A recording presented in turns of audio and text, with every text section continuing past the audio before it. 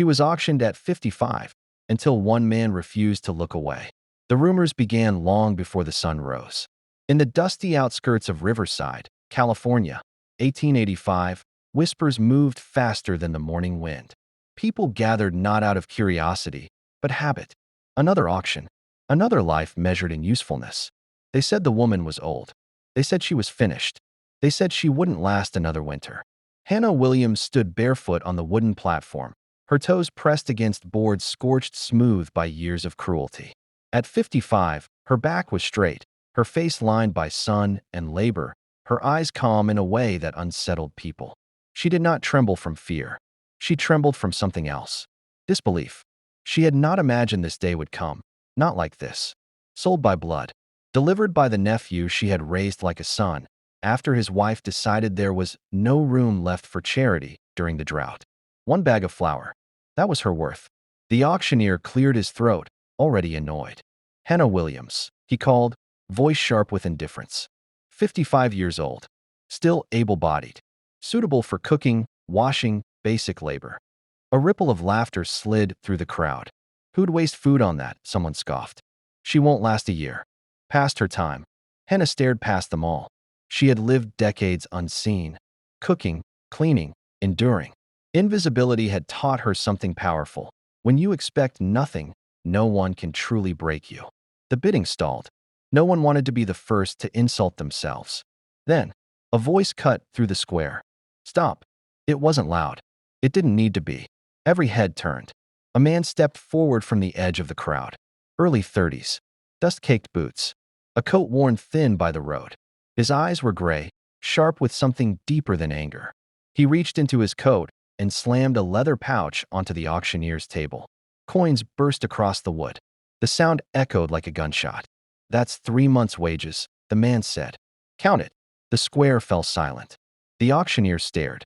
You buying her? The man's jaw tightened. No, he said. I'm ending this. Hannah finally looked directly at him. For the first time in years, someone met her gaze without calculation. What did her family receive? He asked. No one answered. Hannah spoke instead. Her voice was steady. 1 sack of flour, she said. So they wouldn't starve. Something dark passed through the man's eyes. He turned back to the auctioneer. This covers it. And more. Then he faced Hannah. My name is Logan Harrison, he said. I run a ranch 15 miles south. I need help. I pay fair wages. You're not property. You'd be choosing to come with me. And if you ever want to leave, I'll take you anywhere you wish. Hannah swallowed. Why me? She asked quietly. Logan didn't hesitate. Because everyone here sees age, he said. I see endurance. He held out his hand. After a long moment, Hannah placed hers in it. A door that locked from the inside. The ranch stretched across golden hills that breathed under the afternoon sun. Hannah stood frozen in the doorway of a small guest room. A bed, a door, a lock on the inside. She pressed her palm against the wood, overcome by a feeling she hadn't known in years. Safety. Logan treated her like a partner from the first morning. Coffee, bread, no orders, only plans.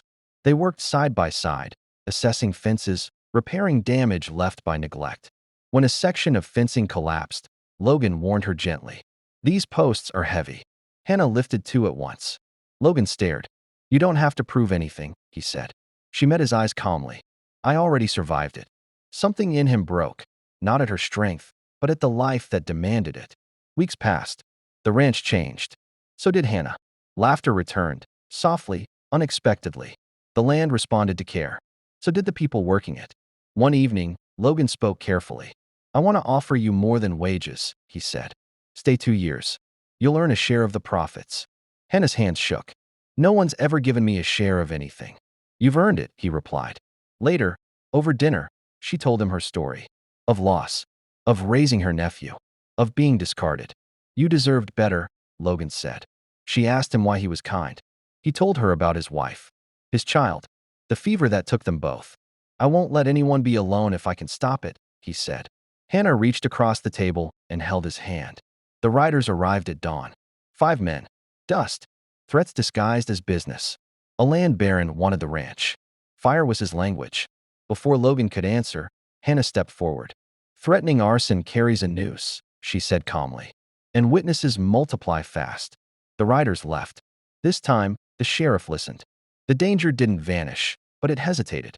When Hannah nearly fell through the barn loft weeks later, Logan's terror said what words hadn't yet formed.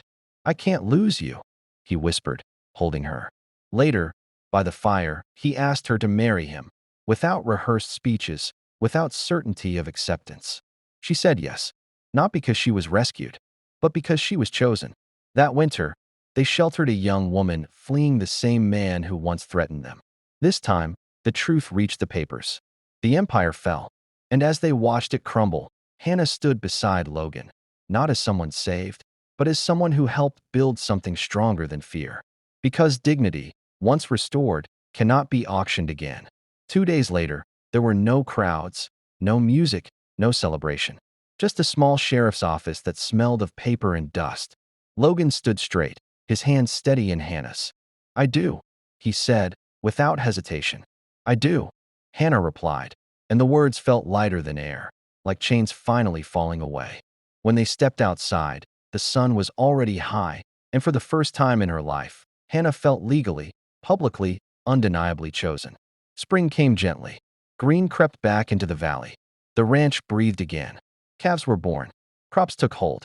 Laughter returned to the house in small, unexpected ways. Sarah stayed.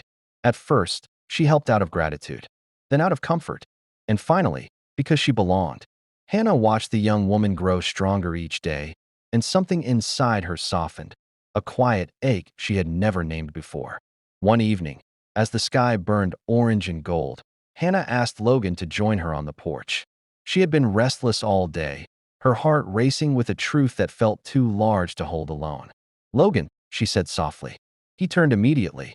"What is it?" She took a slow breath. "The doctor came yesterday, while you were in town." His shoulders tightened. "Are you sick?" "No," she whispered, tears filling her eyes. I'm going to have a child." The world seemed to stop. Logan didn't speak at first. He only stared at her, as if afraid the words might vanish. "A child," he finally breathed. He knelt in front of her, his hands trembling as they rested over her stomach. Not possessive, not demanding, but reverent. "We're having a baby," he said, voice breaking. They both cried then, for the family Logan had buried, for the motherhood Hannah had never imagined, for a future neither of them had dared hope for. "At my age," Hannah whispered. Logan smiled through tears. "You've never followed the rules of what's supposed to be possible." That night, they sat beneath the stars, saying nothing, his hand warm against her belly, both of them listening to the quiet miracle growing between them. At 55, Hannah Williams was becoming a mother, and she had never felt more alive. From judgment to honor. By harvest season, the whole town gathered. The same square that once laughed now watched in silence as Hannah stood beside Logan, her belly round, her back straight, her eyes unafraid. Logan surprised her with a gift. A silver bracelet, rough but beautiful, shaped by his own hands. Etched into the metal were 3 symbols: a mountain, a barn, and a woman standing tall. "You were never too old," he said quietly as he fastened it around her wrist. "You were always exactly right." Then he turned to the crowd. "This is my wife, Hannah Harrison," he said. "She saved my land. She saved my life. And she's giving me a future I thought was gone forever." Applause erupted, even from those who once mocked her. Hannah rested her hand on her stomach and felt something unfamiliar but welcome. Later that night, walking home beneath the stars, Hannah smiled softly. "I think," she said, "I'm glad that broken rancher thought I was worth choosing." Logan laughed, full and free. "Best decision I ever made." Sarah walked ahead of them, humming quietly. And in that moment, Hannah understood something that brought tears to her eyes. She had spent decades being told she was too much or not enough. But one man had seen her clearly, and that had changed everything. 3 months later, on a cold February morning, Hannah gave birth.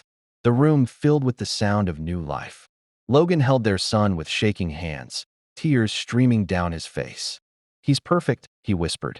"Just like you." Hannah watched from the bed, exhausted, radiant. "What should we call him?" she asked. Logan smiled. "Samuel, after my father." "Samuel Harrison," Hannah repeated softly. "Welcome home." Sarah stood in the doorway, eyes shining. "Can I hold him?" Hannah nodded. "You're his sister now." As Sarah cradled the baby, Hannah felt the truth settle deep in her bones. This was her family, not the one that sold her, not the one that discarded her, but the one she built, with courage, patience, and love. Logan sat beside her, their hands entwined. "I never thought I'd have this again," he said. "A home, a future." "Neither did I," Hannah whispered. "But here we are." Outside, the ranch stretched strong across the valley. Inside, a family formed, not by blood alone, but by choice. Hannah Williams had been told she was too old for love, too old for purpose, too old to matter. But the truth was simple. She was never too old. She was exactly on time. Don't forget to subscribe, press like, and write in the comments from which country you are watching.